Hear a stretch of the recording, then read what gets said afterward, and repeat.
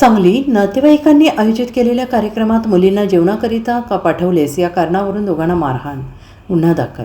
नातेवाईकांनी आयोजित केलेल्या कार्यक्रमात मुलींना जेवणाकरिता का पाठवले या कारणावरून दोघांना मारहाण करण्यात आली. या प्रकरणी समीना अमीर मुल्ला वय वर्ष 35 राहणार नम्रता कॉलनी बुधगाव यांनी सांगली ग्रामीण पोलीस ठाण्यात फिर्याद दिली आहे.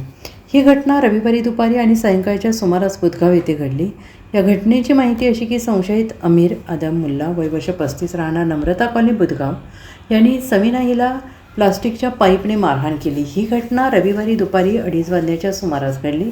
नातेवाईकांच्या कार्यक्रमात मुलींना जेवायला का पाठवलं या कारणावरून त्यांच्यात वाद झाला आणि त्याच दिवशी सायंकाळी 7:30 वाजता अमीर यांनी फिर्यादी समीना यांना घरातील जेवण का टाकून दिलेस या कारणावरून खडसावले, तसेच जीवे मारण्याची धमकी दिली.